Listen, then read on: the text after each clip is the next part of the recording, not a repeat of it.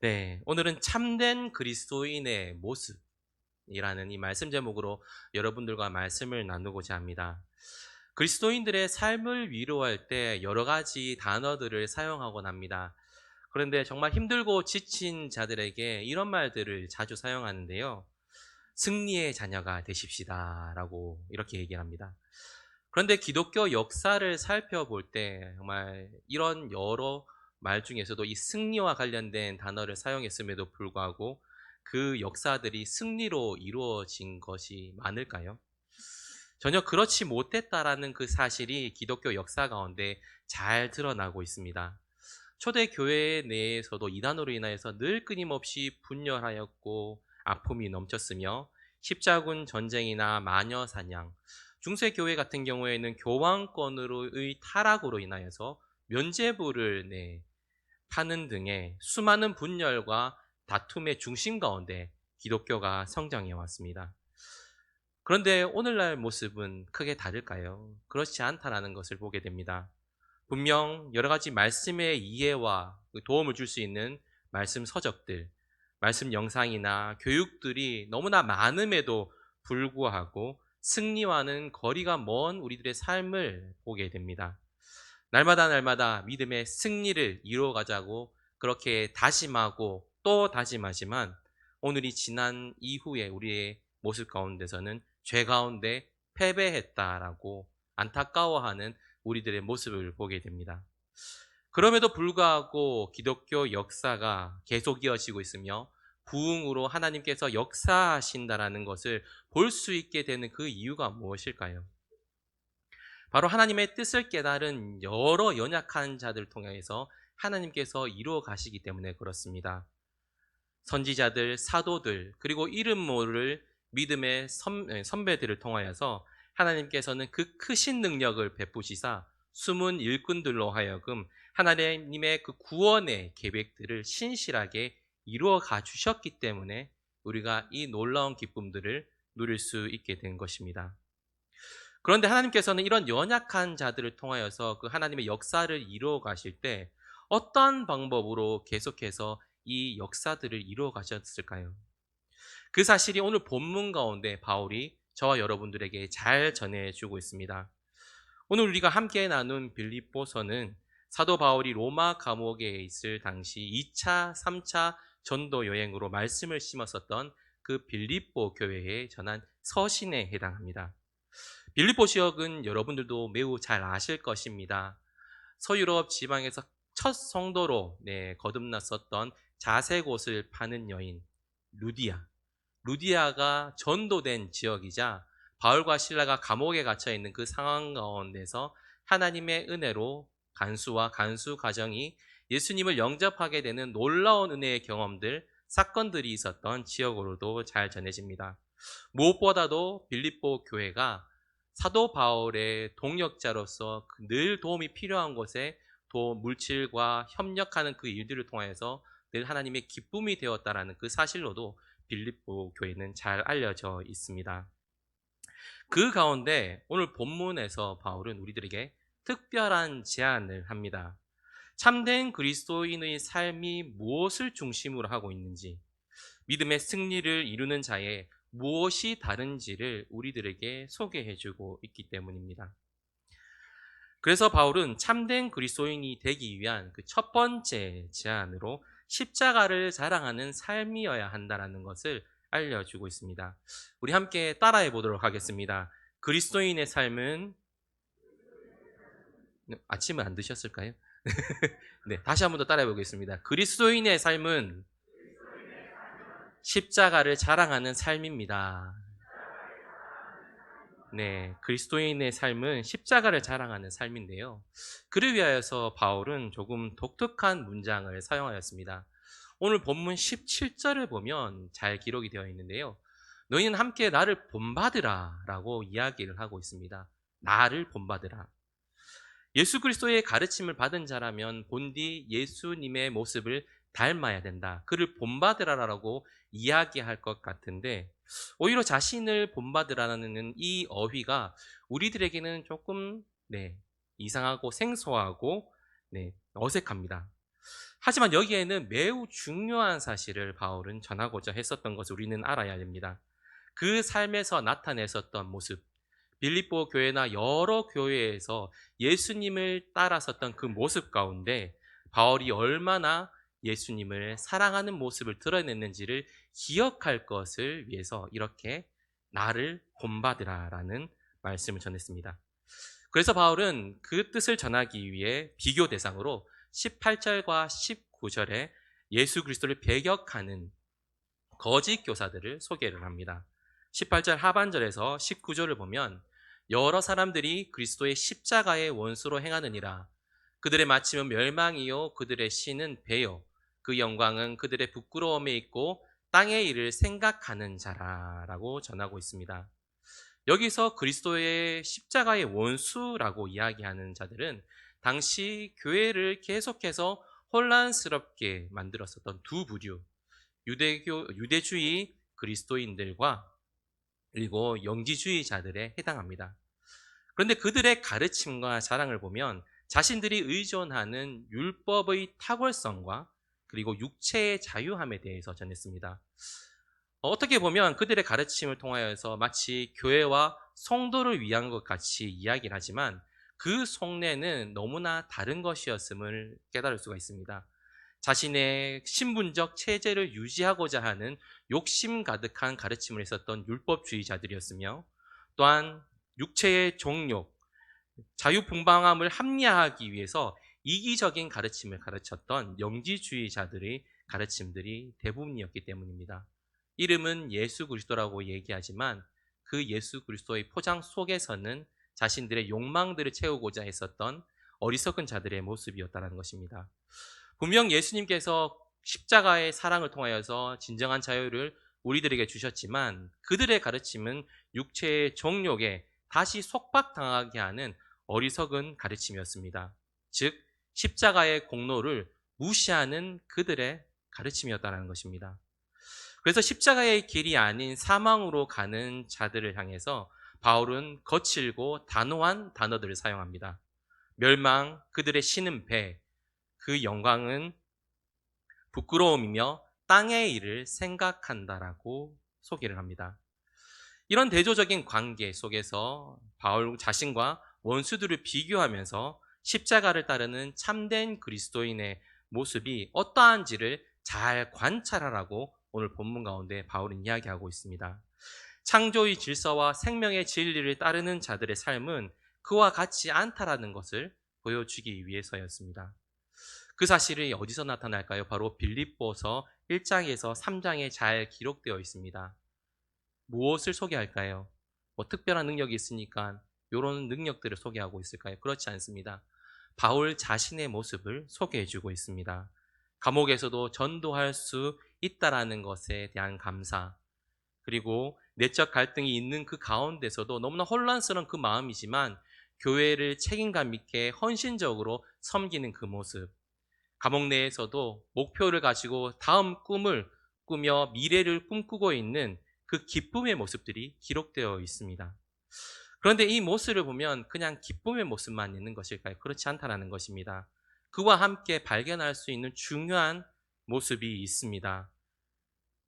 바로 좌절하고 포기할 수 있는 그 가운데서도 그가 그리스도인으로서 빌립보 교회의 기쁨을 표현할 수 있는 것, 예수 십자가 덕분이라는 그 사실을 오늘 본문 가운데 전함을 통해서 예수님의 그 십자가를 사랑하는 바울의 모습을 우리는 발견할 수 있습니다.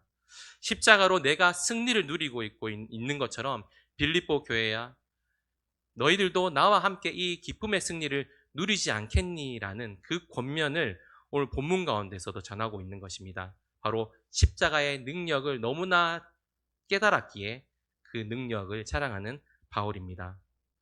오늘날 우리가 살아가는 시대를 두고 이렇게들 많이 얘기합니다. 플렉스 시대라고 말입니다. 자신이 가지고 있는 돈이나 권력, 명예, 화려한 삶들을 자랑하는 것이 너무나 자연스러운 세상입니다. 그 시대를 함께 살아가고 있는 그리스도인들, 우리들의 자랑은 어떨까요? 크게 다르지 않다라는 것입니다. 문제는 이 모습을 통하여서 나타나는 것이 있다는 것입니다. 마치 하나님의 경험이 없는 것 같은 우리들의 삶이라는 것입니다. 그래서 우리를 두고, 그리스도인들을 두고 믿지 않는 자들이 오해할 때가 많이 있습니다.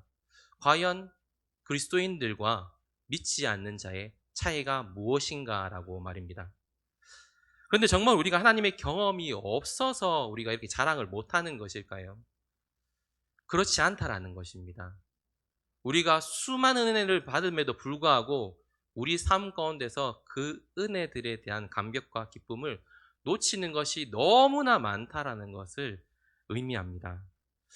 한국의 정서상 보여지는 그 특징들로도 우리가 알 수가 있는데요. 물론 이 특징은 저희 나라뿐만이 아니라 전 세계 사람들이 그러한 특징을 가지고 있습니다. 뭔가 하면 자랑거리라고 생각하면 뭔가 대단해야 된다라고 생각하는 사람들의 모습이라는 것입니다. 예를 들어서 자녀가 인서울 훌륭한 대학교에 입학했다고 우리가 한번 예를 들어봅시다. 그러면 그 기쁨을 가만히 꼭 숨기고 있을까요? 그렇지 않습니다. 너무나 자랑하고 싶은 모습이 말하기도 앞서서 그 기쁨들이 막 모습 속에서 표현됩니다. 그리고 자랑하는 것들을 내놓을 때도 너무나 즐겁고 기쁘다라는 것이 마음껏 표출이 됩니다. 그런데 그와 다르게 지방대학을 갔다라고 생각을 해보십시오. 그 상황 가운데서 자랑스럽게 얘기하는 사람들은 별로 없습니다. 오히려 언제 졸업했는지도 모르게 감추고 어디에 취업했는지도 잘 알려주지 않습니다. 우리의 자랑하는 모습들이 이런 모습들이 많다라는 것입니다. 즉 우리가 생각하는 하나님의 은혜가 어때야 된다고요? 대단해야 된다라고 생각한다는 것입니다. 그래야 자랑할 만한 거리가 되거든요. 그래야 누구한테 소개하더라도 부끄럽지 않다라고 생각하는 우리들의 모습이거든요. 그런데 바울은 빌립보 교회에 그렇게 얘기하지 않습니다. 작은 은혜로 채워지는 그 순간들을 바라보아라고 바울은 이야기를 합니다. 그 사실이 1장 가운데 너무 잘 나타나 있습니다. 자신이 감옥에 있는 특수한 상황임에도 불구하고 그 상황 가운데서 바울은 무엇을 보았을까요? 전도 대상자들이 있다는 것을 보았습니다. 그리고 그 감옥에서 아무것도 할 수 없는 것 같은 그 상황이지만 바울은 무엇을 보았을까요? 빌립보 교회뿐만 아니라 여러 교회들에게 복음의 서신을 편지를 적을 수 있게 되는 그 상황에 감사하는 모습이 빌립보 가운데 그 기쁨의 표현으로 나타나 있습니다. 그 모든 주어진 상황에 연연해 하는 것이 아니라 나에게 주시는 하나님의 작은 그 소소한 은혜들에 대해서 기뻐하는 바울의 모습입니다. 그는 십자가를 통해서 발견을 했거든요. 정말 나를 위해서 십자가에 달리신 그 예수님을 통하여서 내 세상 주변의 것들을 바라보는 그 시선이 달라졌던 것을 우리는 알 수가 있습니다. 주님께서 매 순간 나의 삶 속에 찾아오셔서 생명을 주시기 위해, 치유하시기 위해, 그리고 평화와 회복을 주시기 위해서 늘 우리들에게 그 은혜들을 베풀어 주신다는 것을 말입니다. 광야 가운데 한 방울의 그 물 한 방울이 우리의 육체 전체를 생기가 돌게 하는 것처럼 바울은 자신의 삶 속에서 예수님께서 주시는 그 놀라운 은혜들을 발견했던 것입니다. 여러분들 가운데서도 이런 경험들을 많이 하셨을 것입니다. 보면 대부분 우리 성도님들을 보시면 자녀들을 두신 분들이, 성장한 자녀들을 두신 분들이 많은데요. 대부분 바빠서 연락을 잘 못할 때가 있습니다. 근데 어느 날 갑자기 전화를 해서 안부를 물어요. 근데 우리는 어떻게 생각하죠? 야, 무슨 큰일이 생겼나? 안 좋은 일이 있나? 라고 우리는 걱정부터 합니다. 근데 우리는 이 상황을 달리 볼 줄 알아야 된다는 것입니다. 하나님께서 자녀를 통해서 이렇게 나에게 연락 주시는 그 상황 가운데, 아, 하나님께서 나에게 위로를 주시고자 하시는구나, 하나님께서 나의 기쁨을 채우시기를 원하시는구나 라는 것을 우리는 발견할 줄 알아야 됩니다. 또 이런 경우들도 있죠. 여기 우리 사춘기 시절을 겪고 있는 자녀들도 있지만, 이 자녀들을 둔 부모님들 너무 말을 안 들어서 때론 속상하고 힘들 때도 있습니다. 근데 어느 날 보니 얘가 무슨 이유인지 말을 잘 들어요. 그럼 우린 이렇게 생각하죠. 용돈이 필요한가? 뭐 필요한 게 있어서 이러나? 또 걱정을 합니다. 근데 이 모습에서 우리는 무엇을 발견해야 될까요? 아, 하나님께서 나에게 오늘 힘내라고 하시는구나 라는 그 사실을 발견할 줄 아는 우리가 되어야 합니다. 그리고 오늘 이렇게 우리 청소년 친구들이 제가 여기서 오늘 설교하다 보니까 함께 예배에 참여하게 되었는데요. 여러분들 삶 가운데서도 마찬가지입니다. 지금 제가 이렇게 성적에 대해서 이야기해서 좀 죄송하긴 하지만 시험 가운데 정말 잘 보진 못했지만 1점이 올랐어요. 그 가운데 우리는 무엇을 보아야 될까요? 아, 하나님께서 나에게 가능성이 있다는 것을 알려주시는구나 라는 그 사실을 깨달아야 됩니다. 즉 하나님은 우리가 생명 가운데 있을 수 있도록 작은 기쁨들을 늘 우리들에게 허락하시고 제공하시고 계신다는 것입니다. 근데 무엇으로 발견할 수 있을까요? 바로 생명 주시기 위해 가신 예수님의 그 십자가를 통하여서 우리가 발견할 수 있다는 것입니다. 왜냐하면 예수님의 그 십자가 안에는 하나님의 그 크신 사랑이 담겨 있기 때문에 그렇습니다. 우리가 죄 가운데 빠져서 허우적거리는 것이 아니라 주님 주신 구원의 은혜로 말미암아 생명 가운데 있기를 원하시는 하나님의 마음이 그 십자가에 담겨 있기에 그 능력을 바라볼 줄 아는 우리가 된다면 우리가 얼마나 하나님의 은혜를 누리고 살고 있는지를 또한 깨닫게 되고 발견할 수 있게 되는 것입니다. 참된 그리스도인의 모습 속에서 믿음의 승리라는 것이 다른 어떠한 대단한 것을 받아서 이루어가는 것이 아니라는 것입니다. 작은 것에서도 하나님의 은혜를 발견할 수 있을 때 우린 이뤄갈 수 있습니다. 물론 성경에서 나오는 것처럼 대단한 능력들도 나타나죠. 하지만 그것들이 대부분이 아니라는 것입니다. 우리의 삶에 하나님께서는 작은 이 은혜들을 통해서 더욱더 믿음을 굳건히 해주신다는 것입니다. 그러니 자랑을 할 수밖에 없는 것입니다. 바울이 그 사실을 깨달았기에 빌립보 교회에 자랑을 했던 것입니다. 너무나 받은 은혜, 너무나 누리고 있는 것들이 많다라는 것을 바울이 깨달았기 때문입니다. 우리 가능제일교회도 받은 그 은혜들을 보시면서 내가 누리고 있는 그 십자가의 능력, 그 은혜들을 보아서 주님께 늘 감사하고 또한 저만 누릴 수는 없잖아요. 하나님의 기쁨을 주변 많은 사람들에게도 또한 전달하여서 주님의 영광이 이 땅 가운데 나타나게 하는 그 역할들도 잘 감당하시는 우리 모두가 되길 간절히 소망합니다. 다음으로 참된 그리스도인의 삶, 그 모습은 다름 아닌 시민권자다운 삶을 사는 것입니다. 그 사실을 바울이 20절에서 이렇게 기록을 합니다.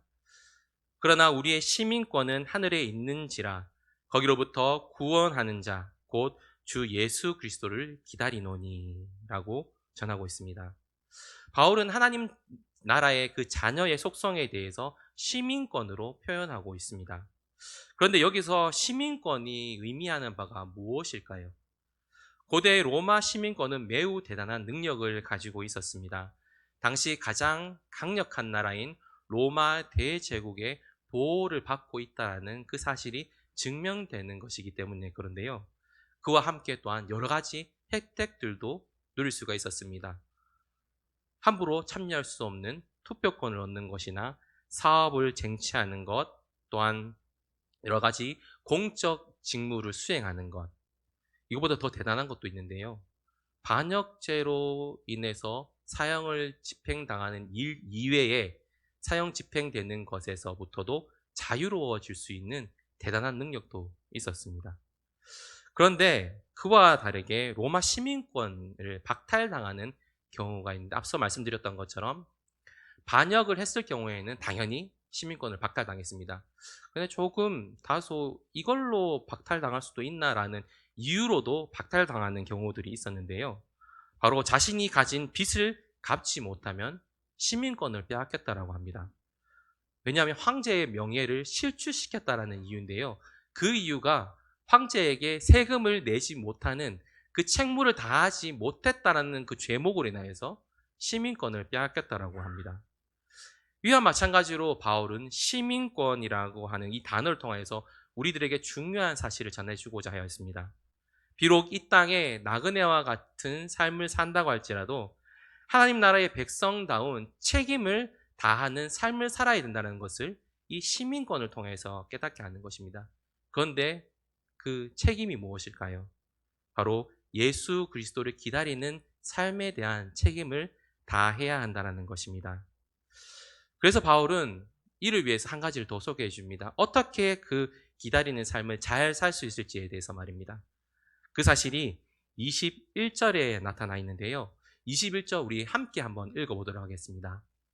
그는 만물을 자기에게 복종하게 하실 수 있는 자의 역사로 우리의 낮은 몸을 자기 영광의 몸의 형체와 같이 변하게 하시리라. 아멘. 여기서 변하게 하시리라라는 이 문장을 영어 번역으로 보면 will transform이라는 단어로 번역이 되어 있습니다. 미래어휘로 사용되어 있다는 것을 볼 수가 있는데요. 여러분들도 이제 문법을 조금 아시는 분들이시죠? 네. 영어 조금 다 하실 줄 아시는 분들이잖아요. 그죠? 네, 우스갯소리였습니다. 네. 너무 심각하게 받아들이시진 않으셔도 됩니다. 네. 근데 미래 시제를 사용한다는 것은 어떠한 미래에 대한 기대감을 가지고 있는 효과를 주기 위해서 이렇게 미래 시제를 자주 사용합니다. 즉, 우리가 예수님처럼 부활의 기쁨을 누릴 수 있게 된다는 그 기대를 하는 삶을 살아야 된다는 것을 우리들에게 알려주는 것인데요. 즉, 만물을 복종하게 하시는 그 예수님의 능력을 통하여서 우리가 부활체로서 거듭나게 될 것이니 기뻐하고 기대하라는 바울의 의도가 담겨 있는 것입니다. 그래서 20절과 21절을 우리가 전체적으로 그 의미를 살펴보면 하나님의 나라의 시민권자인 우리가 예수 그리스도를 기다리는 그 책임감을 가지고 있습니다. 그런데 그 삶에서 흔들리지 않을 수 있는 이유가 있는데요. 바로 예수님께서 우리를 새롭게 일으켜 세워주시기 때문에 우리는 이 믿음의 질주를 잘 할 수 있게 되는 것입니다. 라는 의미를 이 본문 가운데 전하고 있는 것입니다. 우리나라의 속담에도 이러한 말들이 있죠. 하늘이 무너져도 무슨 구멍이 있다고요? 솟아날 구멍이 있다라는 속담이 있습니다. 그런데 이 속담을 잘 살펴보면 솟아날 구멍에 대한 명확한 명제가 없어요. 무엇으로 솟아날 길들이 생길지가 불명확합니다. 그런데 오늘 본문을 통해서 저희들이 깨달을 수가 있는 것이 있어요. 하늘이 무너져도 예수 그리스도께서 우리를 다시 일으켜 세워주실 것이기 때문에 솟아날 구멍이 있다는 것을 우리는 깨달을 수가 있습니다.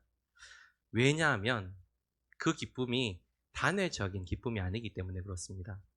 앞서 소개시켜 드렸었던 그 시민권자, 하나님 나라의 그 영원한 기쁨을 누릴 수 있는 신분을 가진 우리에게 하나님의 도우심이 계속 날마다 우리에게 더하여져서 나를 일으키시고 세우시는 하나님의 은혜를 우리가 누릴 수 있기 때문에 그렇습니다.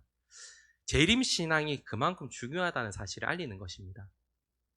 그냥 예수님이 오시는 것을 기다려야 합니다. 그곳에 이제 암연히 기도하고 아무것도 하지 않은 채로 가만히 우리는 기다리기만 하면 됩니다라고 우리들에게 바울은 소개하는 것이 아닙니다.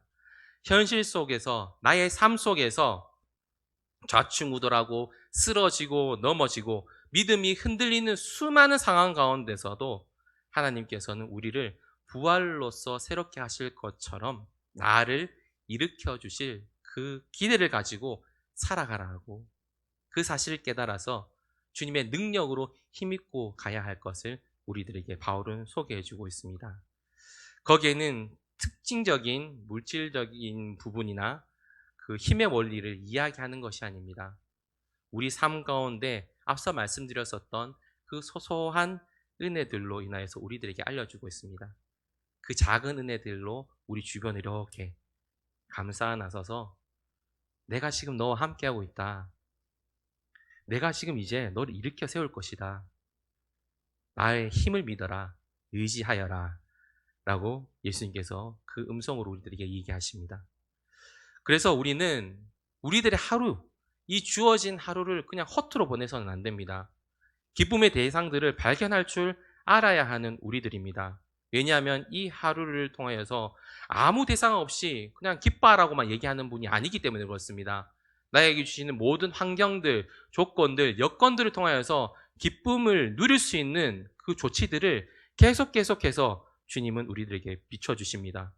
그리고 그 가운데 예수님께서는 빛을 비추어서 우리에게 새 힘과 새 능력을 허락하십니다. 누구나 완전한 어둠 속에 가게 되면 빛을 찾기 마련입니다. 그런데 많은 사람들이 태양빛 같은 엄청나게 밝은 그 빛을 선호할까요? 그렇지 않습니다. 왜냐하면 그 빛이 너무나 뜨겁고 강렬하여서 오히려 내가 눈앞이 안 보이거든요. 더 볼 수 있는 것들이 줄어듭니다. 그리하여서 오히려 멀어지려고 하는 것이 우리들의 모습입니다. 하지만 이 어두운 가운데 작은 빛을 보게 되었을 때 우리는 무엇을 가질까요? 바로 소망이라는 이 한 글자를 가지게 됩니다. 저 빛을 따라가기만 하면 언젠가는 내가 안식하고 안위하고 평화를 누릴 수 있다라는 기대감, 그 기대에 대한 소망이 우리 가운데 생깁니다. 그리고 그 길을 묵묵히 달려갈 수 있게 됩니다. 예수 그리스도의 그 십자가의 빛이 바로 그것이라는 것입니다. 우리를 생명 가운데 소망 있는 삶을 살 수 있도록 예수님께서는, 우리 여호와 하나님께서는 우리 주변에 날마다 매 순간 여러 은혜의 방편들을 우리들에게 주십니다. 예수 생명의 목표를 잊지 않고 잘 달려갈 수 있도록 말입니다. 그래서 이러한 점들 하나씩 모았을 때 그것을 통해서 무엇을 발견할 수 있을까요? 바로 십자가를 발견하게 됩니다. 그리고 예수님께서 나를 늘 살리시는구나라는 것을 깨닫게 됩니다.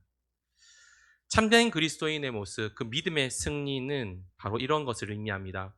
우리가 예수 그리스도의 십자가의 은혜로 부활에 대한 그 기쁨을, 그 진정한 의미를 깨달아 간다면 언제나 쓰러지고 넘어지는 그 상황 가운데서도 다시 일어나 구원의 길로 향할 수 있도록 하나님께서 계속해서 우리들에게 힘과 능력을 베풀어 주신다는 것입니다. 우리 가능제일교회가 지금 우리에게 주신 하나님의 은혜를 잘 발견하길 간절히 소망합니다. 그래서 늘 생명으로 인도하시는 그 주님이 베풀어 주시는 그 은혜의 방편들로 통하여서 오늘 하루의 고백이 어때야 될까요? 오늘 하루 또한 하나님으로 잘 살았습니다 라고 고백이 늘 날마다 끊임없는 우리 모두의 삶이 되길 원합니다. 그래서 이렇게 한번 얘기를 해봤으면 좋겠습니다. 오늘도, 네, 지금 이제 끝날 때가 다 됐습니다. 네. 오늘도, 네, 주님으로 승리합니다. 네. 그 승리의 고백들이 계속해서 가득하는 우리 가능제일교회의 삶이 되길 원합니다. 그리하여서 내 믿음의 길이 정말 확실한 증거는 다른 것에서 있지 않습니다. 십자가를 붙잡을 때 그 증거를 통해서 우리는 이 믿음의 길을 쉼없이 멈추지 않고 계속해서 달려갈 수 있습니다. 그리고 또한 우리가 그 믿음의 길을 굳건히 잘 나아간다면 우리의 삶을 통하여서 예수님께서 능력을 베풀어 주셔서 복음을 전달하는 그 징검다리의 역할들도 충분히 해낼 수 있도록 늘 힘을 허락하실 것을 믿습니다. 그러한 기쁨이 넘치는 삶, 정말 예수 믿길 잘했다라고 고백되어지는 우리 모두의 이 하루와 평생의 삶이 되길 간절히 기도합니다. 기도하겠습니다.